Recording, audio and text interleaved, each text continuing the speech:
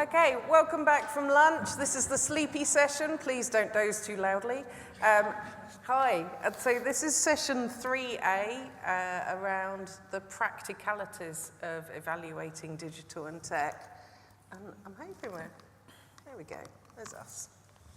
So my name's Lucy Sandell, I work at NHS England, and I've got with me Francis Wu from RAND Europe and Gareth Hooper from the Strategy Unit. Complementary to this morning's sessions, we're sort of, remember this morning when they were talking about the devil being in the detail, so welcome to the detail. We're hoping that this session is discursive and exploratory. We think, we were discussing this session and we think there's possibly a risk that some of the ways that tech evaluation differs come as a surprise to evaluators. If we're all sitting in our own little bubbles, coming across these problems, we could end up being surprised by things. And the opportunity is that today we can find some shared learning and, if nothing else, get a little catharsis. So we came up with 3 aims for this session. We're hoping that you could come away with a new connection, you can share your learning, and you can find out something new. So hopefully we can get there. So I'll just discuss this bit. There we go, we've got 1 slide, don't worry. This is the structure of the session. We've got just over an hour together, and we'll be doing 3 discussions, and there'll be somebody on your table to help you with note-taking. Hi, Trace, do you want me to pause? There is somebody taking notes at the table, and otherwise... Yeah, should we do a hands up? Who's a note-taker? If you want a table without a note-taker, then you're in the Wild West. You're on your own. I think we're good. I think we're good. That's lovely. Thank you, everyone. And thank you, note-takers, for coming along. Okay, so we've come up with 3 questions that we think would be helpful for this discussion. And we're looking at around 10 minutes each. By the time we set it up, we're going to be, I'll do a little definition of what we're talking about. And then our speakers will give some examples from their work on how it's come up for them. And that will help prompt you guys to have your own discussions around your tables. And while you're doing that, we'll poodle about and come and join you and talk to you about our experiences while you're discussing things. So 3 different discussions, around 10 minutes each. We'll do a very short bit of feedback from a couple of the note takers for each question. So we'll get round all the tables between the 3 discussions, but we won't try and get round everybody each time. And for each of the discussions, we came up with 2 questions, and what we think would be useful for you guys to discuss is 1, how is this sort of thing different when you're dealing with tech than when you're evaluating something else? Or it might not be. Maybe it's exactly the same. That's fine. And then secondly, is there anything you've done that's helped you learn to address that theme when you're doing tech or digital evaluations yourself? So that gives you a chance to sort of share with each other your experiences and what you've found. And we'll do a bit of learning. Okay, so we'll go straight into the first discussion. Our first discussion is, how clearly can you define the subject of an evaluation when you're looking at digital or tech?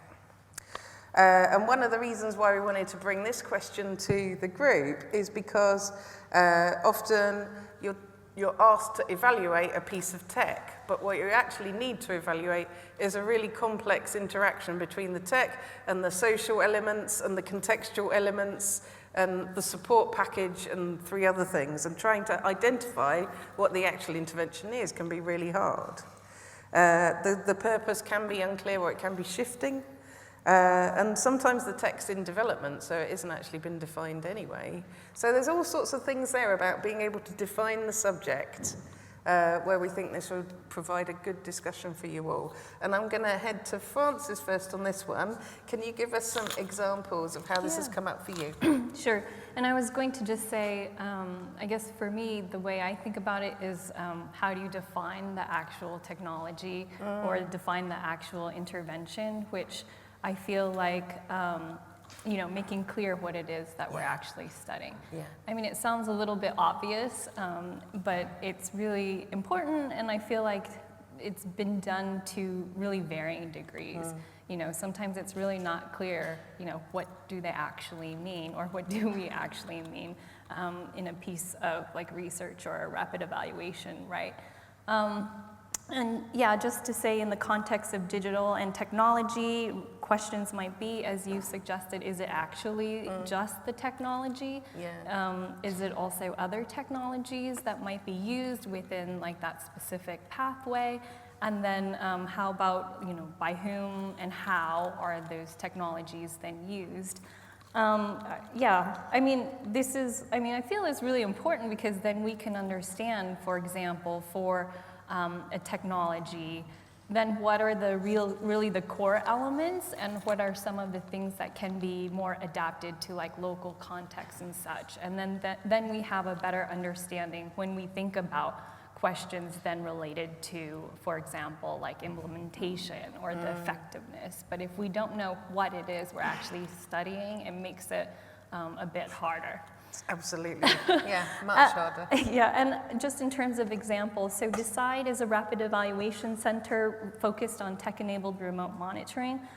We have rapid evaluations focused on COPD, heart failure, home sensors for digital care, digital health checks. One of the evaluations we're wrapping up right now is related to blood pressure, remote monitoring of blood pressure. So in the context of managing hypertension, or really anyone who could benefit from a more accurate reading of their blood pressure in the home setting. So as part of this evaluation, we've been doing 4 case studies situated at the general practice level. And when you think about the process, it's relatively, I mean, I'm simplifying it quite a bit, but the process and the technology, it's relatively straightforward. I mean, patients who might benefit from home monitoring of their blood pressure are identified. They're contacted by a member of the healthcare team. By tech-enabled, we mean that typically the patients will send back their blood pressure readings through, for example, a web link that they receive through text message or through a mobile app.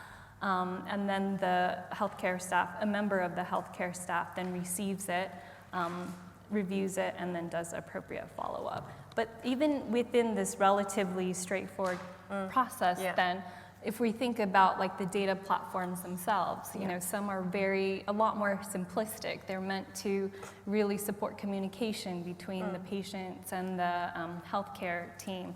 Others have other functionality, like the automated flagging, for example, of out of normal range readings. And then yet others have this patient education component, really to help improve, you know, self-management and engagement in patients' own conditions.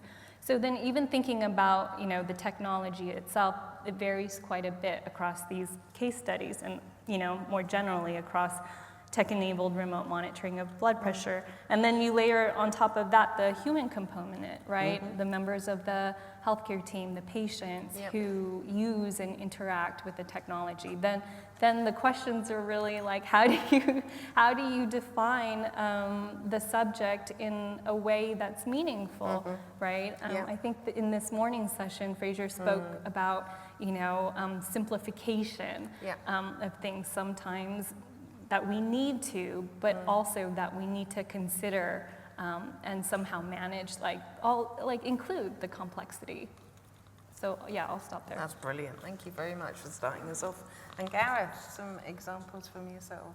Yeah, so I mean, similarly to Francis, so I remember looking at an app that aimed to improve prehabilitation for patients pre-surgery, to look at better outcomes in surgery. And even within that, we want to understand what the app does. Is it the same prehabilitation that you may get face-to-face? It's just on an app. Does that make it cheaper? Does it make it more scalable? Can you get better access to it? Is the prehabilitation advice better than face-to-face? Is it non-inferior but cheaper?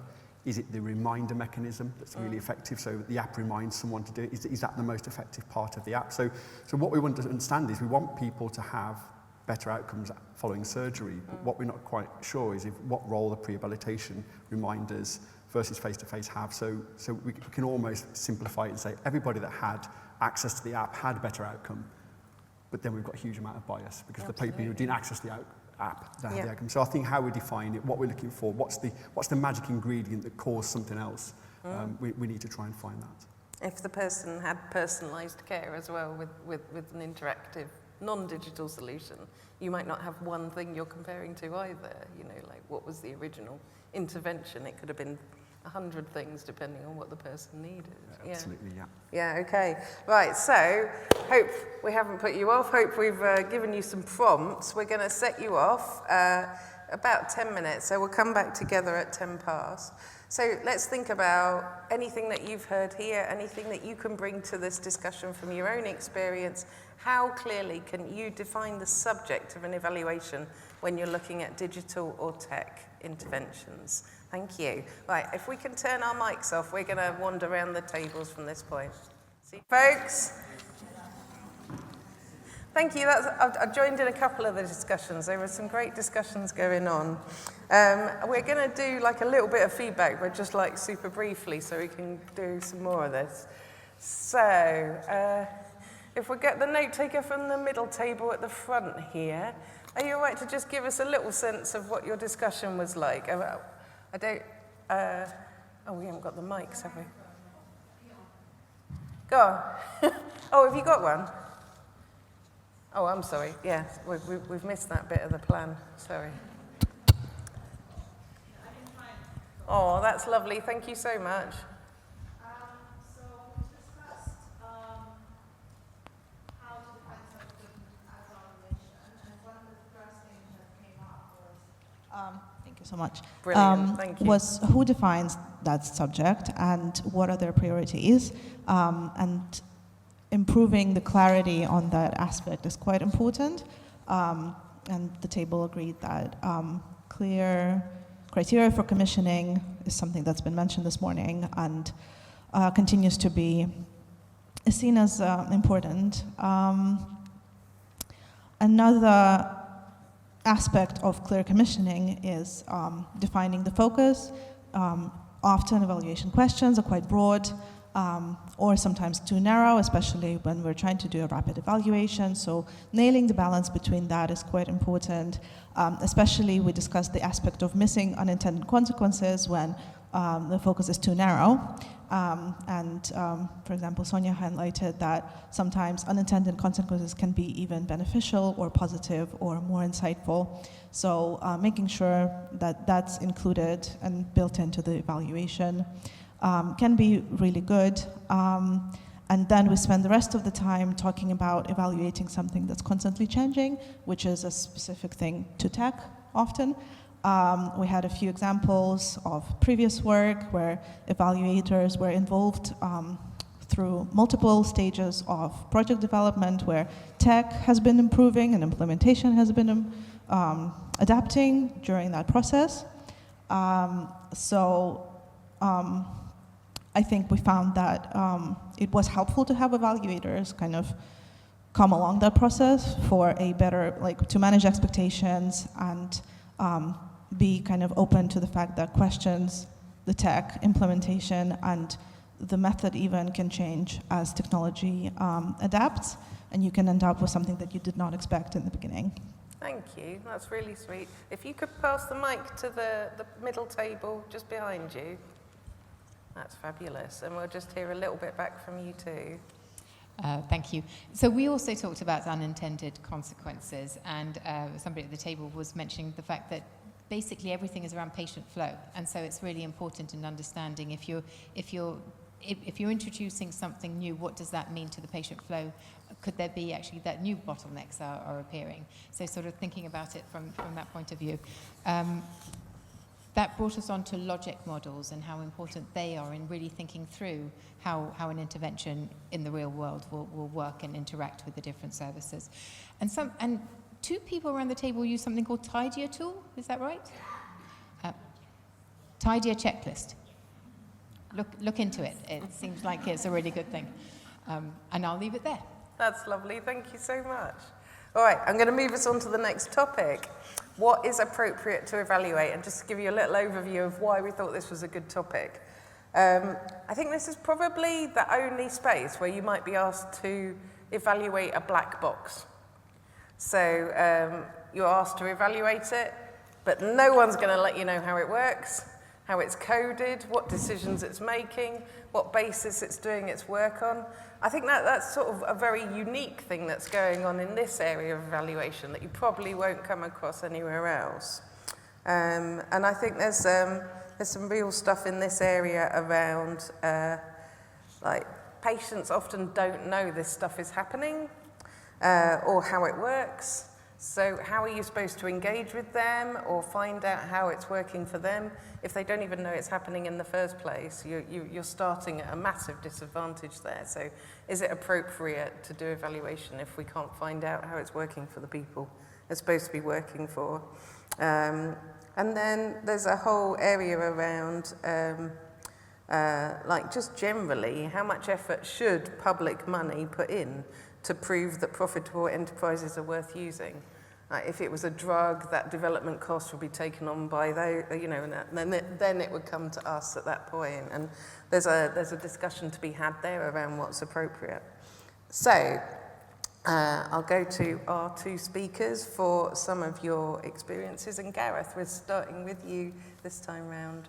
What would you like to share? So thanks, Lucy. So my background before I joined the strategy unit, I worked in local government and ICBs. So I was effectively a researcher in a decision-making environment. So I think that context is quite key. And I think Francis is going to offer a kind of more external view. So being a researcher or an evaluator within an organisation that's going to make a decision, I don't think we can extract the prior politics that have led to that evaluation taking place in the first place. There's already an implicit decision that this may offer us the solution that we're looking for. So I don't think we really start with equipoise. I think we start with this idea that we're going to try and make this work or find the best value for this. We've made a decision. So the Wild West was mentioned this morning, and I think there are elements of how things get through filters and find their ways into organisations that are going to be evaluated. They're often at very early stages because digital can be worked out at very early stages, and we almost move to a real-world evidence trialling system within a delivery organisation quite quickly. So in my experience, we don't know how we chose to pilot things. There may be some serendipity. I think we heard serendipity again this morning. So we may have, it was the right call at the right time to the right person, it was the right statement to make that may have reflected an earlier conversation that person had. I think those are kind of real world. I think that's what actually happens a lot of the time, potentially. So the question when it came to me as a researcher or evaluator was, how much resource do we put into this? So how much of government public money do we put into this evaluation? And who owns it afterwards, I think, is quite key. So what happens because this is not an internal valuation, this likely may end up being a marketing document for that product at a future date. And so I think there are some concerns around that. Market forces are at play. So if a startup that would love to get bought out does so, how does that affect either the product? So again, who owns the evaluation? Who owns the data that went into it? What happens if the buyout changes the mode of delivery of that digital? Is that evaluation still valid? It's still got someone's name on it, an organisation's name on it at the start. So I think there were a lot of questions that were unanswered about how far in a real-world setting that a technology that is, decommissioning doesn't happen a lot in the NHS. I think it's going to be the same with digital, that once we build some services around a product, it's going to be very hard to decommission. There's going to be a lot of resources taken up with that. So as a researcher or evaluator in-house, I think the objectivity is somewhat blurred. And I think we need to think really hard about how we allocate resources into research and evaluation in that context, where there's likely to be relationships and politics at play. Great start, thank you. So the exploration of some of the ethical questions we're hoping you'll be able to discuss. And Francis, you had some thoughts you'd want to... just adding a couple more questions, I think. Not just what is appropriate to evaluate, but perhaps when is a good time to evaluate. It's, sometimes we come in, often I think evaluation comes in a little bit late, but in digital or tech, there might be times when we perhaps come in a little bit early too. And then so just thinking about, what needs to be in place before evaluation can occur. But also, drawing from a little bit of the conversation at one of the tables of this morning's session, how do we know if something like a digital or technology is not evaluable, and when do we then not continue on with or start an evaluation? So I feel like those are kind of important questions to consider as well. Brilliant. Okay, so this is our second discussion. If you think about what the prompts that we've just given you and any experiences you can bring to the conversation, what is appropriate to evaluate? We will come back together in 10 minutes. Thank you, folks.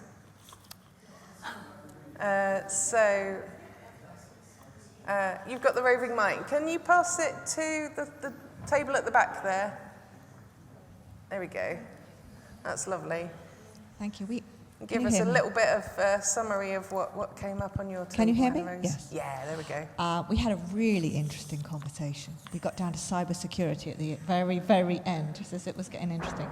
So we were talking about generalizability, and a lot of this stuff may be site-specific. So we have to look very much at who the decision maker is in this, and whether it's within a particular trust or provider, or whether it's across the system, and what a different kind of evaluation it would be. There is some quite basic information we would need to know if it's appropriate to evaluate something like, is the person developing the tech cooperative? Things like that. Is it something that we're going to waste 6 months sorting out the data for? So there's quite a lot of feasibility stuff to do around that. We also thought about the skills and experience of the research team. Do you need to know about the tech and how the tech works in order to do this kind? You may not. For many options, you wouldn't. You don't have to know how to do surgery in order to evaluate a surgical intervention. But in this situation where there is this black box, maybe you do. There were questions about the population that the AI has been trained on, if it's an AI intervention, and does that include people who may be minoritized in that community?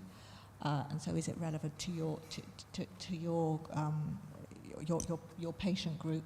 And then finally, we talked a bit about non-clinical tech and whether there was a need to evaluate things that aren't really patient-facing at all. And there was a resounding yes in the group, because you need to know, A, whether it is being used at all in the system, and it might be used in one practice, a GP practice, and absolutely not used in another. So there are some fairly basic, straightforward evaluation questions that you need to ask. And of course, you'd need to think about the robustness of that tech. If we over-rely on that tech as a clinical team and that tech breaks down, what impact is that having on the clinical safety and of patients in that scenario? Lovely, so bringing thank risk you. in as well. And then Sarah, if you could pop it to the table here at the front. So with regards to tech, there are two main things that came up on this table. So because tech can change quite quickly, how can we be confident that an evaluation could be conducted within a time frame that would ensure it remains relevant when it's finished? And will the findings of that evaluation necessarily still be meaningful when it's done, and what kind of timelines will be needed to ensure that that's possible? And then the other thing was, because there are often multiple interventions happening in one place simultaneously, are we able to isolate the effect of the intervention we want to look at? And what needs to be in place to ensure we can do that? And how can we think about what else will affect the metrics that we need to look at for that particular intervention, and being able to isolate them? Brilliant. Thank you so much. Right, so we're on to our last topic. We're doing very well. Nobody's dozed too loudly. I think we're doing okay. We're on to generalisation. So one of the reasons why we thought this would be a good topic to talk about is this could be an area where the pilot isn't actually anything like what would be rolled out. So even if the tech functionality is the same, potentially the social stuff isn't the same, or the support funding isn't the same, or the context isn't the same. So you've potentially got something that is actually quite different in the pilot to when it would be used anywhere else. So that's something that's come up. And then we've got some stuff that's come up in our organisation around thinking about tech running the danger of raising inequalities by offering additional benefits to the most digitally advanced areas and then leaving others behind who can't adapt to it. So, and also within areas, that can happen the same in terms of like small community providers who might have like one bod with an Excel sheet, and that's how they run their whole process. Being asked to like engage with a system they don't have the capacity to engage with. So there's all sorts of stuff there around generalizability that that we wanted to raise with you. We've also found quite a lot of stuff around people claiming things are system agnostic and it turning out not to be true. So I would be very careful of anything where it's claiming it's system agnostic. So that's sort of where I'm starting in terms of the conversation that we'd like to raise. And then Frances, you wanted to start there with some ideas on that. Yeah, and for me, this is really about to what extent should or can we generalize from one example. I mean, it's something I know I ask is to really, like, can we generalize from like a single rapid evaluation with a relatively specific scope? And also, how can we as evaluators maybe enable like our work to be able to be used more in the decision-making processes?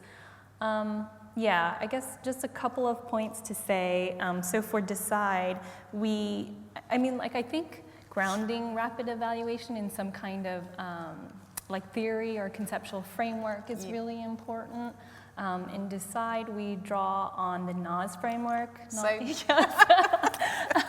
that's the non-adoption, abandonment, spread scan sustainability that's developed by some of our Oxford colleagues. So across our evaluations, we really use this NAS framework, and we talk about it among the team. But being able to, given all these different tech-enabled remote monitoring evaluations that we're doing, that, at some point we'd like to look across the evaluations and draw out more from these smaller rapid evaluations, right? So single rapid evaluations, I would say. I'm lucky enough to work with two rapid evaluation centers. So that's something that we did learn in Brace 1, is that the sum can be greater than the whole can be greater than the sum of its parts. For like, you can draw across from a series of rapid evaluations to be able to, have more learning. So I think that's something that was really interesting, and that just wanted to share.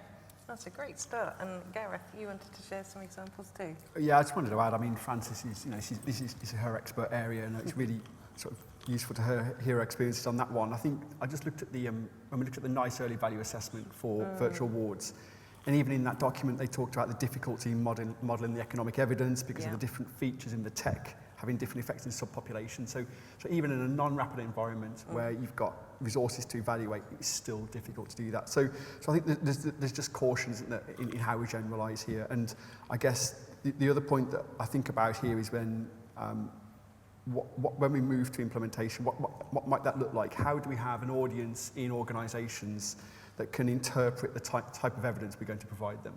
So what does that mean when we provide some generalisable findings?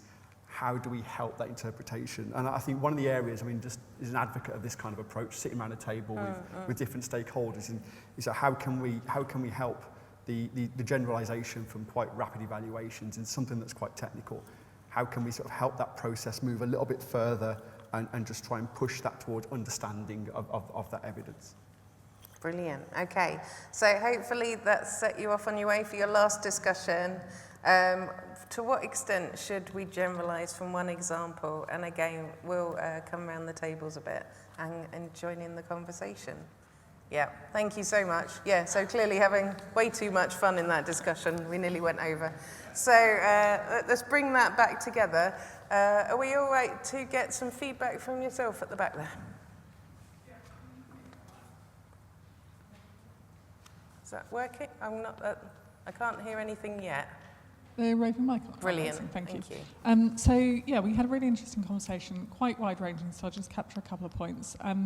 We talked about the fact that people procuring products don't really want to know quite generally that this thing could work, but actually what they're really trying to ask you is, if they buy this, will it work for their patients? So actually there is a reason not to generalize too far beyond the point that it's actually useful for the people who are trying to procure.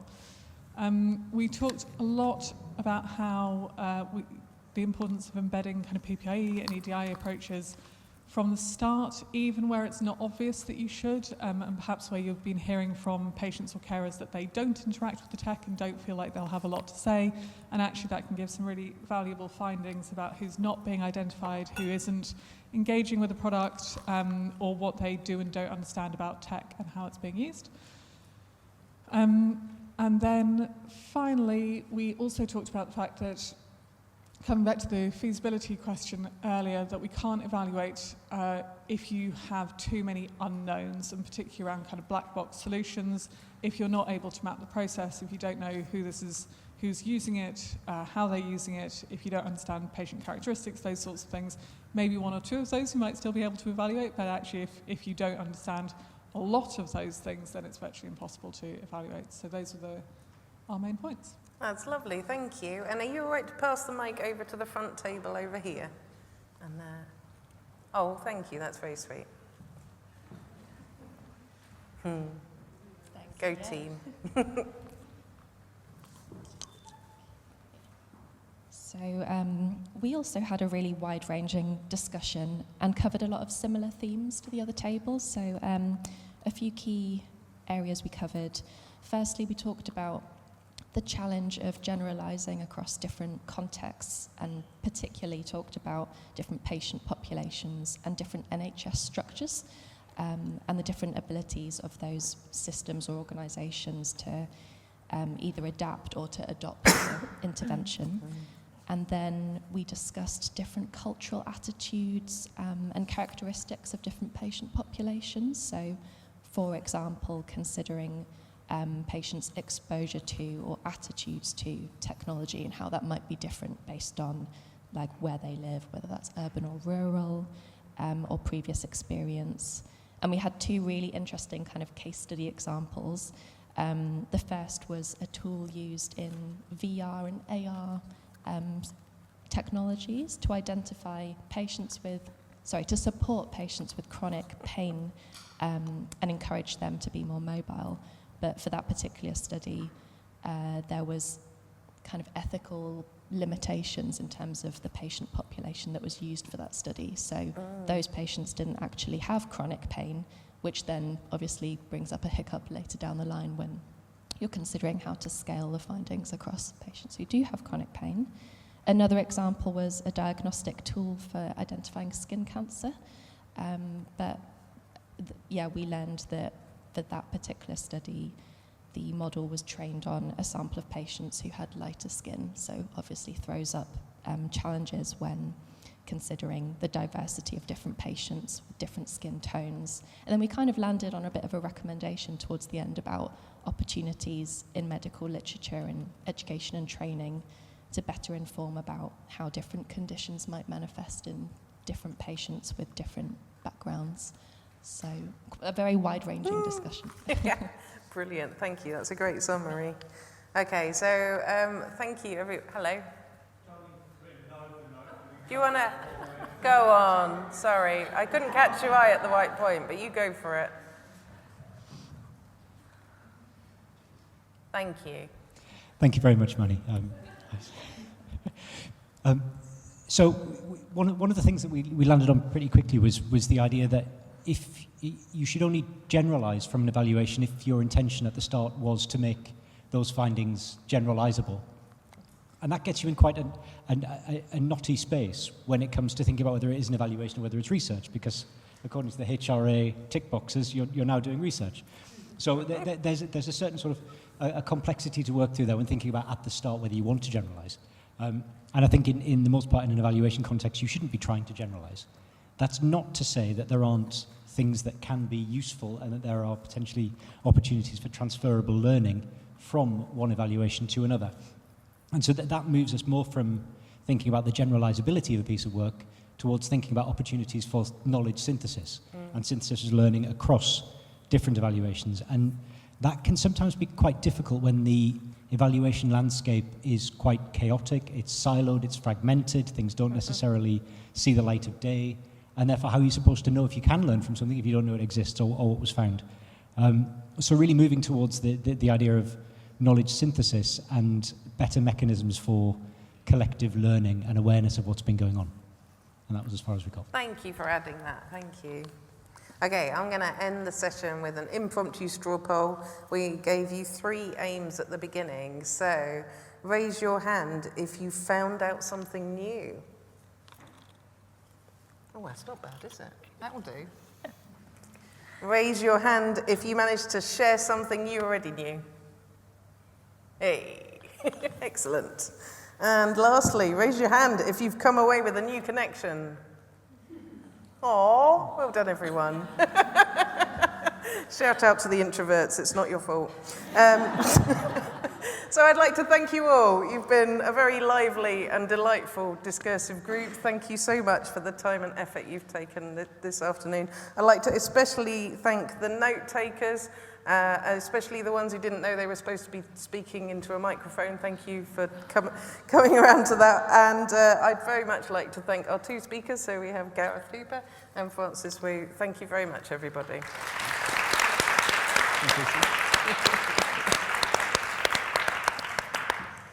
Okay, right. I don't know if we've got a break or if it's the next session. So we've got a break. That's lovely.